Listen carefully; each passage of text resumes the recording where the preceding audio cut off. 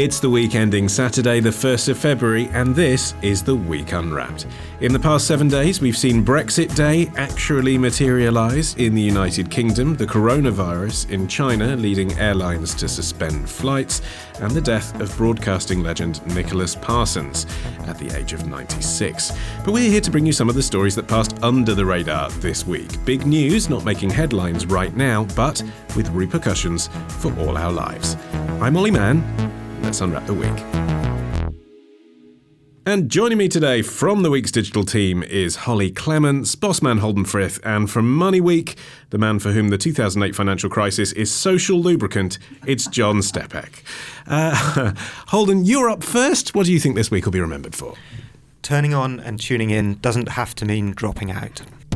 The Psychedelics episode is really interesting. I don't know if you know this, but there's a government-funded study right now going on to study the effects of taking psychedelics for PTSD. And I think it will soon be legalized to help various kinds of trauma. And so we were really fascinated by, again, that's this idea that's very disruptive and new. If you take a psychedelic with a psychiatrist and it's the right set and the right setting, does it have potential for great healing? So we wanted to test it out for ourselves. Gwyneth Paltrow speaking on Late Night with Seth Meyers. Holden, what's she on about? She's on about her new Netflix series called The Goop Lab. And for one episode of that, she sent a group of her employees to Jamaica to take magic mushrooms. And this wasn't just in aid of making a good TV programme and drawing more attention to herself. It's also a very interesting corporate expense budget. I mean, I think it was the word employees that made me laugh in the sentence.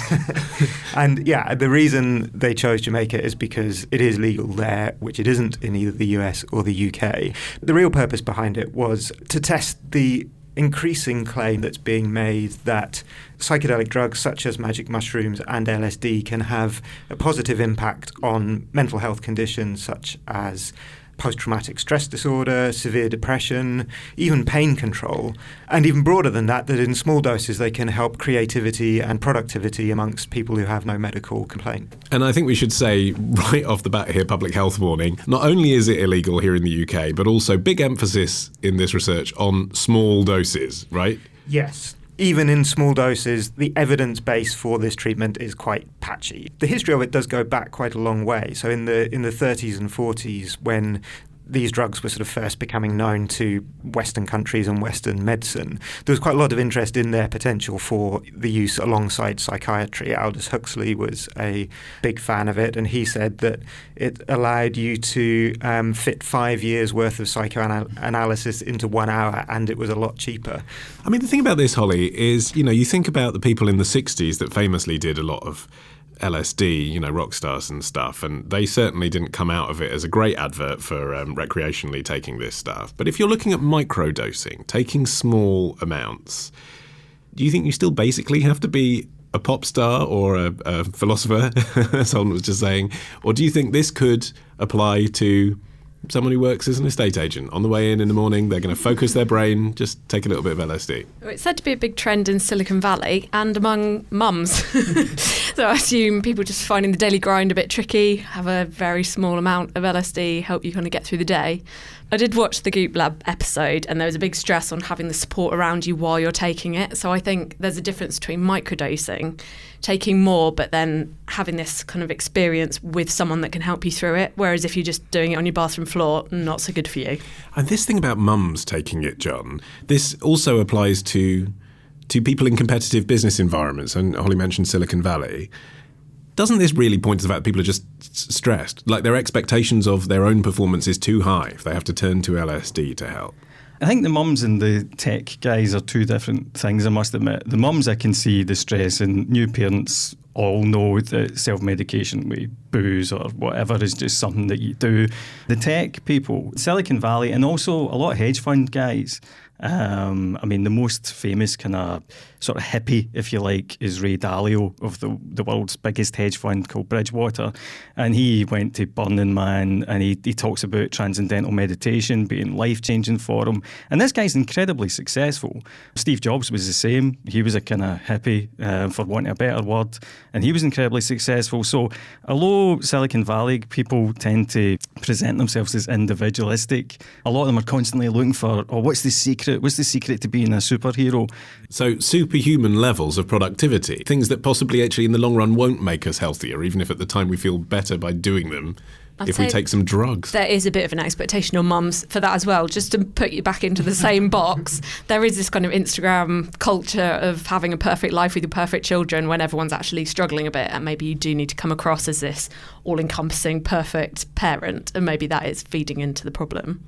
And I'm sure Sheryl Sandberg would argue that there is a Venn diagram. But Holden, you were talking about the science being patchy. Elaborate. Yes, at this point it's worth separating out the idea of microdosing and then larger doses being used in a kind of clinical setting. In terms of larger doses, there's good evidence that it has an effect. It's just that sometimes that effect is quite positive and other times it can be negative. There's a study in the US which the authorities there have fast-tracked because giving significant doses of psilocybin, which is the active ingredient in magic mushrooms, to people with severe depression that wasn't responding to other treatments has shown very strong evidence of success. So they're now pushing that into an accelerated clinical trial. There are also, though, potential quite severe side effects to those kind of doses. You can become unable to distinguish between reality and fantasy. In smaller doses, this sort of microdose level that's talked about, which is about a 20th of that level, there's much less evidence that it has either a positive or a negative impact. Partly that's just because there hasn't been many studies into it. It's been illegal in the States to study it until 2 years ago, and in the UK it's been heavily restricted. So it relies much more on fairly patchy anecdotal evidence, which, as we were talking about last week, the placebo effect comes into and plays quite a strong part in any kind of situation where you're taking something in the hope and expectation that it will have a positive effect. Well, the fact that it's Gwyneth Paltrow's organisation that is championing this at the moment will make a lot of cynical people say, well, she's like the poster child of kind of placebo effect cures and alternative therapies. You know, she's known now for stuff that has dubious scientific proof, costs a lot of money, and might make someone feel a bit better. But this is a drug. It was slightly uncomfortable watching, I've got to be honest. It's a bit like watching like your parents on a gap year getting drunk with strangers. Like they were all kind of enjoying themselves, but it had this kind of, can't watch it without feeling slightly sceptical about it. But obviously there is evidence and there are studies to suggest that it does work. But I'm not sure everyone should just be going off buying LSD to make themselves feel better. And that's the danger, isn't it? With a popular Netflix series, the idea that this really is mainstreaming something that was a bit of a cult in Silicon Valley.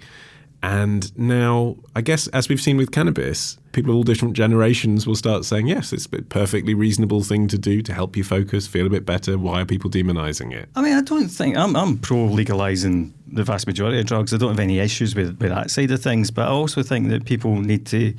There's a sort of glamour attached to the illegal drugs that we wouldn't attach to actual far more active, psychoactive kind of drugs like. And on the one hand, there's a lot of demonisation of antidepressants that actually do work for some people. And on the other hand, there's this sort of, everyone should be taking acid to make themselves feel happy. It's like we barely understand the brain chemistry that affects depression and schizophrenia and all the rest of it. Rather than have this, because they're illegal, they're exciting. And because these ones are legal, they're the property of the big pharma companies and therefore they're evil. We need to just look at this in a kind of sensible, balanced manner. And that was one of the interesting things about Gwyneth Paltrow's approach and Goop Lab's approach, is that it seemed to demonise much more the legal antidepressant drugs and say, they're part of the problem. Instead, that there are these other drugs which, because they're illegal, somehow don't really count as drugs, and that they were part of the sort of alternative medicine. It felt as if, if history had gone a different way and psilocybin had been prescribed, they would have been the other side of that distinction that Goop Lab was trying to make. I mean, if the results of this research that's pending come through and confirm what Gwyneth Paltrow and others are saying, that LSD taken in small quantities can actually help people with depression and can help you focus at work, miracle drug, Do we see it being accepted? Do we see in 20 years' time perhaps what's happened with marijuana? That, it will be prescribed, it will slowly be inevitably available everywhere? People, even on these small doses, have reported some negative effect too. There was an episode of the Reply All podcast a couple of years ago where a couple of the presenters were attempting this microdosing.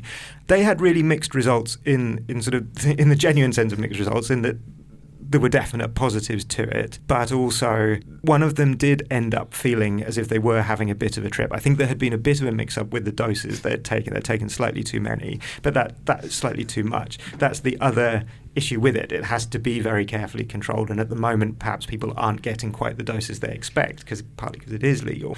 But it definitely felt that there was something there worth investigating. And John, outside of trendy kind of e-companies, could you imagine in the UK, someone heading up a FTSE 100 company coming out at some point in the FT and saying, yep, I microdose LSD. That's how I run this company. I think it's interesting. You're right. I mean, cannabis has been mainstreamed.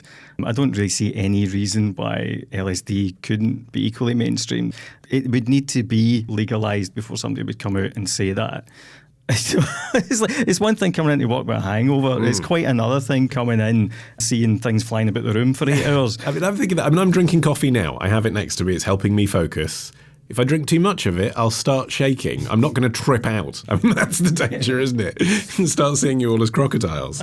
I think I agree with John. It would be a shame if the politics of what's legal gets in the way of the science of working out, actually, if something's good for your mental health. OK, Holly, you're up next after this.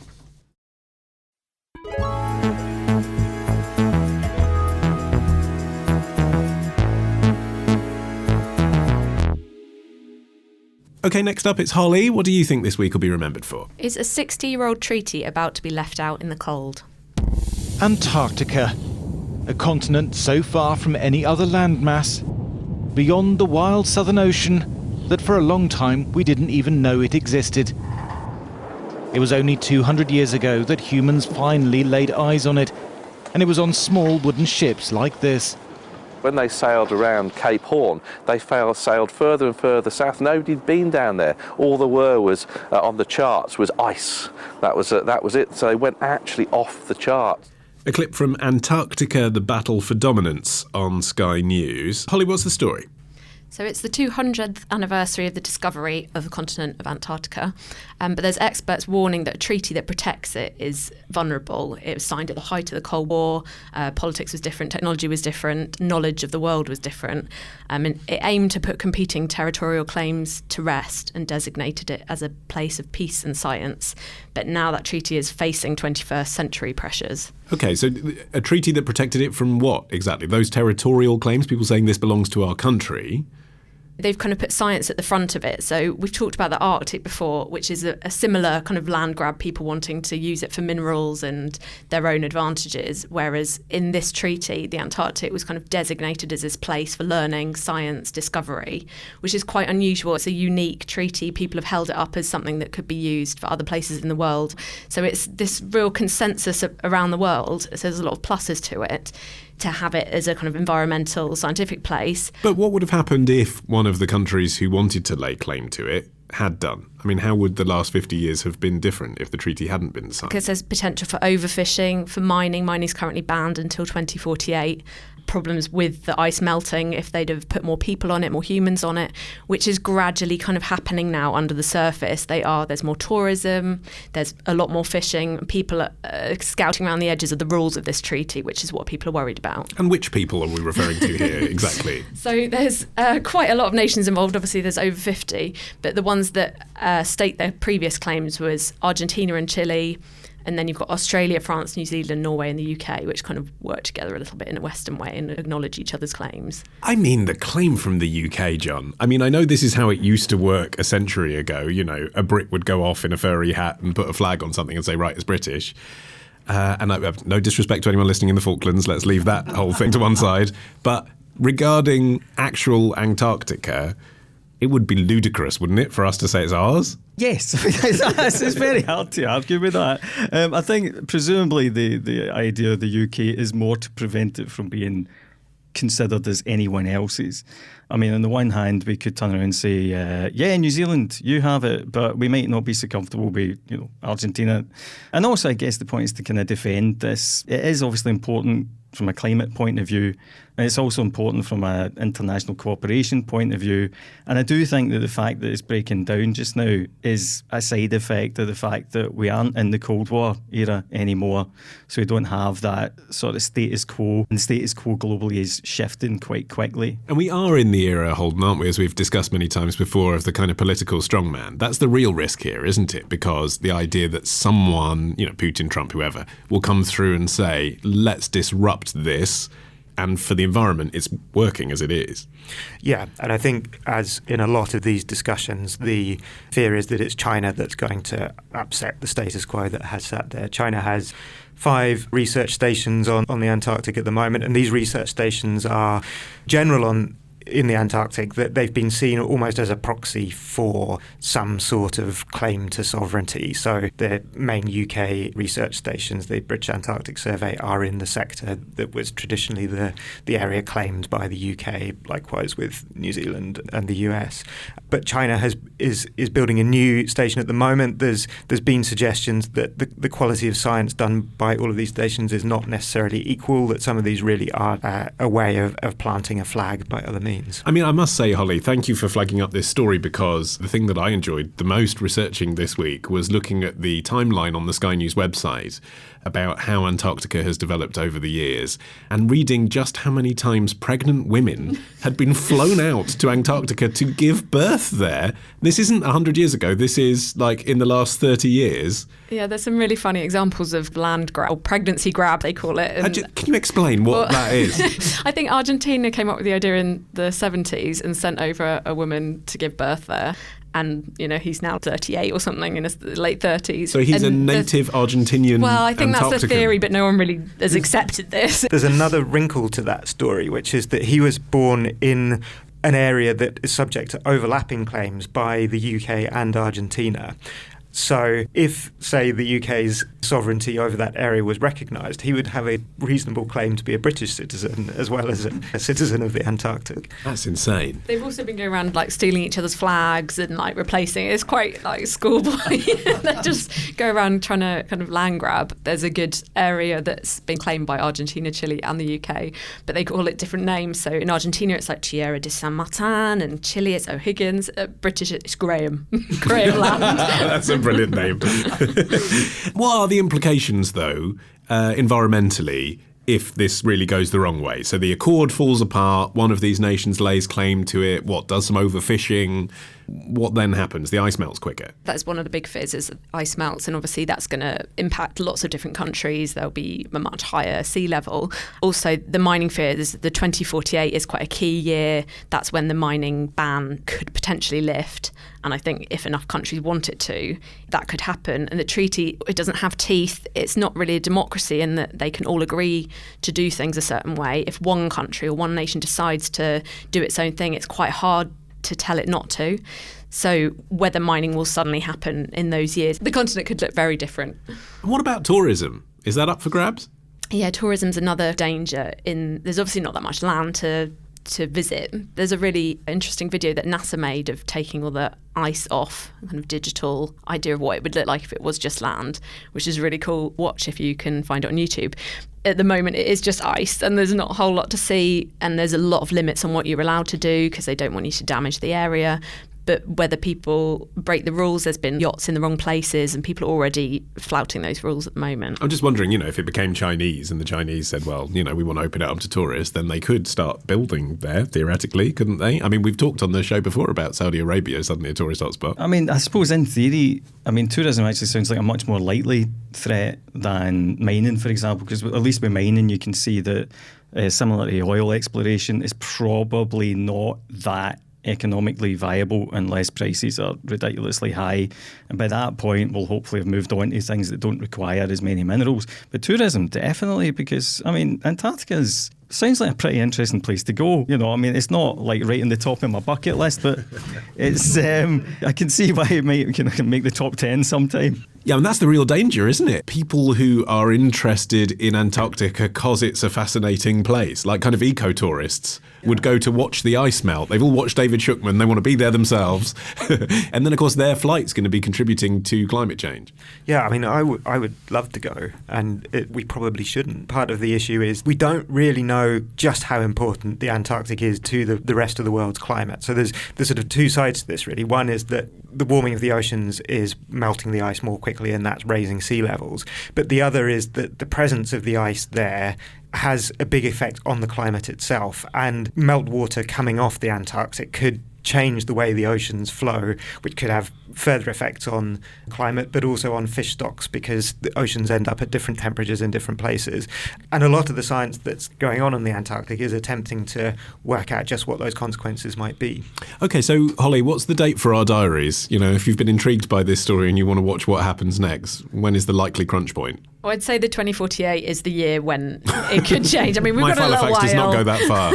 But then it also depends how quickly climate change happens. So 2048 is the year the treaty runs out? Not the entire treaty, but the ban on mining in particular. Okay. So it could open the way for more countries wanting to do work there. I just wonder if the sensible thing to do, just from a kind of PR perspective, would be to look at other international cooperative bodies and say, let's do that, let's have a big conference, let's make everyone pose for a photo, because then it's kind of embarrassing to be the country that's not part of it, isn't it? If hopefully countries are secretly worried about climate change, even the countries that aren't showing it, this is a good way to kind of contribute to the world becoming a little bit better by just leaving it as it is and letting science be the most important part for that continent rather than trying to get what you want from it. So maybe those countries will quietly just let the treaty go on. OK, from macro to micro with John after this.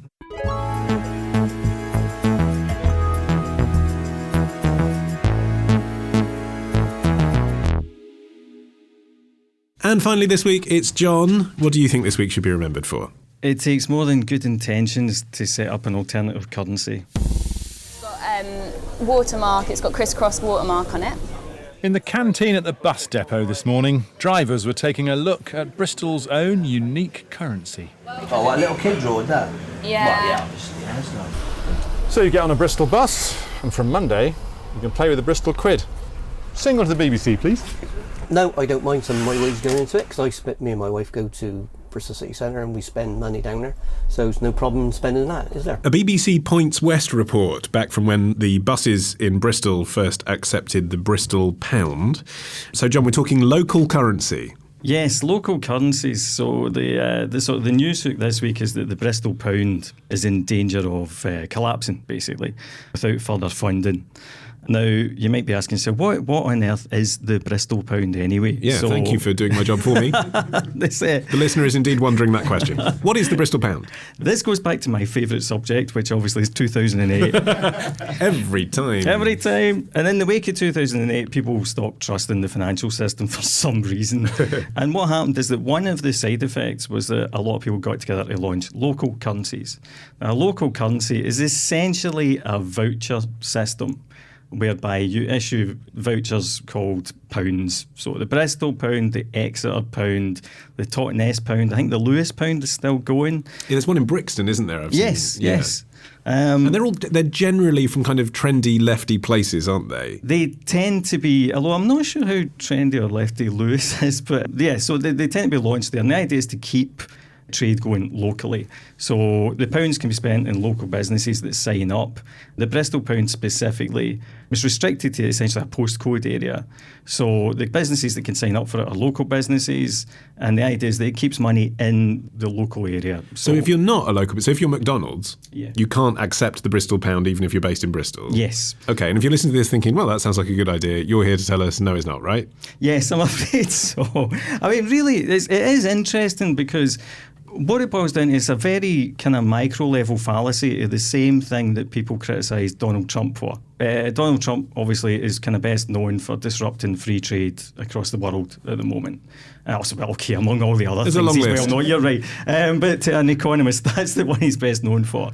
So he's saying that if you take kind of money and jobs and production out of America, ship it over to China, then that is a net bad for America, because people in various industries lose their jobs, etc., etc. The free trade argument is that if China specialises in one thing that it's good at, then they produce stuff cheaper, sell it to Americans for less money and at better quality than America could produce it itself, and that leaves Americans free to specialise in the things that they're good at. So that's the whole concept behind trade. So the problem with local currencies is it's that fallacy that you should be keeping money within your own area rather than doing business with other areas that has been repeated at a micro level. So the idea that if you send money out of Bristol to Bath, say, then you're in some way betraying Bristol, or that you're making the economy of Bristol any less active. That's where the misconception comes in. And that's the news story this week. The Bristol pound is in trouble. The Bristol pound is in trouble, yeah. Because basically they need to keep raising funding to keep it going. And clearly people have become somewhat disinterested in it because it doesn't really solve a problem. Well, says John, right, as an economist, and obviously they are in trouble, so he has evidence to back this up. However, Holly, John's talking like the people who set it up actually wanted to set up a globally competing currency. That's not the point, is it? It's just like a book token, basically. He's saying, what's the point of a currency that you can only spend in Bristol? That is the point. Like, the point is, here's the thing I'm going to give you that you spend in the nice coffee shop down the road. And on a consumer level, that is a nice idea, isn't it? I guess it depends how you judge it. It's hard to say that it's worked from a financial point of view, but probably the people that support it would say that there's ethical things to take into account as well. Like, you're working kind of side by side with your community. And I wonder if it's more suitable for places such as Bristol, which is kind of known for being a kind of quirky city, and there's a big community centre, whereas London, for example, there's lots of different identities. People kind of identify with different areas of London, different countries, different nations, different cultures. Maybe it wouldn't work because people aren't so community minded in that way. There's also the argument of how much taxpayer money has gone into the Bristol project, whether that's ethical. Why is it involve taxpayer money at all? So I think there's been government grants and there's been charitable grants towards it, which kind of suggests that it's not a moneymaker in itself. I mean, might the problem be something more pedestrian than all of that, Holden, which is just that increasingly we're going cashless? Yes, although there was actually a digital version of the Bristol pound as well. You could spend it using... that is quite laughable, isn't it? Well, I found a story actually a few weeks ago in the Sunday Times hailing the Bristol pound as a relative success compared with some of the others that John reeled off. And that was put down to the fact that you could use it in digital form. It was still a slightly convoluted text message-based system. Well, I literally don't understand. Do you know, John, how that would work? So you go to your local trendy coffee shop rather than Starbucks, and you say, I'd like a mocha, and they'd say, that's £2.50, and you'd say, do you take Bristol pounds? They say, yes. You look in your wallet, oh, I haven't got the cash. Can I pay on my Visa? They say yes. You tap it, and then you select a different currency to sterling in digital form that's worth the same. I can't tell you exactly how that would And that's a bad idea, isn't it? It wouldn't be your Visa, would it? It would be from the Bristol Credit Union, which is the kind of bank that holds the money. Standing behind it. So it's like done through a building society. Exchangeable for pounds at par. So a Bristol pound is worth a sterling pound. Right, so what's the... I mean, I get the point when it's a piece of paper and it looks pretty. I mean, actually, Hollie's point, to be fair, was... I think that was a good point. There's the economics of it. And yeah, you're right, it doesn't make sense. Why have a voucher? A gift token is one thing, but this is almost like a city-wide kind of like gift token scheme. The goals, which sound a little bit, convoluted, but part of the idea is also to make people aware of their consumption, make people aware of, and what better way to cut down on consumption than by issuing a currency that no one can use. But, there is there's a whole lot of political ideologies kind of tied up in the project. And I think the thing that I struggle with is launching an alternative currency the best way to, for example, help tackle climate change? Well, let's ask that question. What's a better way to help tackle climate change with your money than inventing a local currency? There's an example in Germany called the Chiemgauer, which is also a local currency. I'm looking at John's face to see if he's grimacing or curious. He's doing curious at the moment. Carry on. This is in Bavaria. It actually came out of a school project, but is generally regarded as one of the most successful local currencies. It has a turnover of around about 7.5 million euros per year. There's sort of roughly 800,000 euros of it in circulation in Bavaria. But what's interesting about this is that unlike the Bristol pound and its ilk, which were set up almost as anti-capitalist currencies. This was set up specifically to test an economic theory, and quite a pro-consumerist one. And the idea was to make it circulate faster. These banknotes have a shelf life of 3 months, and if you don't spend it within 3 months, you have to pay 2% of the value of it in a form of sort of negative interest rate in order to revalidate it.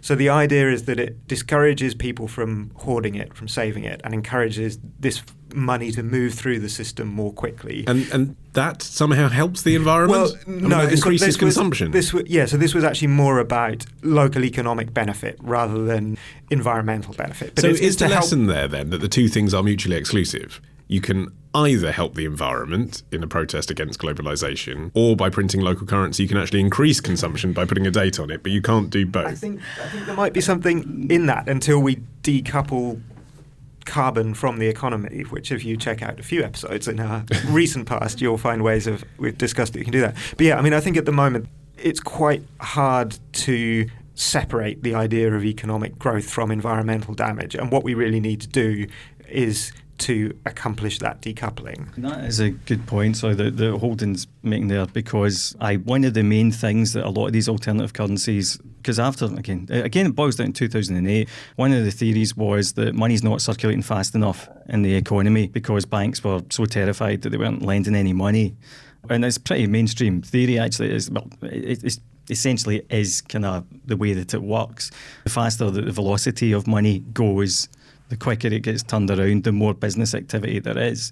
But yeah, obviously then that does get tied up into a whole load of other economic theories that are also, they're described as heterodox, which is kind of unconventional.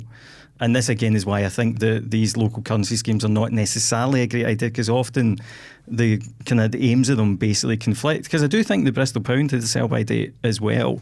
I can't quite remember, but that was one of the things, get the money circulating faster in the local economy and to maintain economic activity in the area.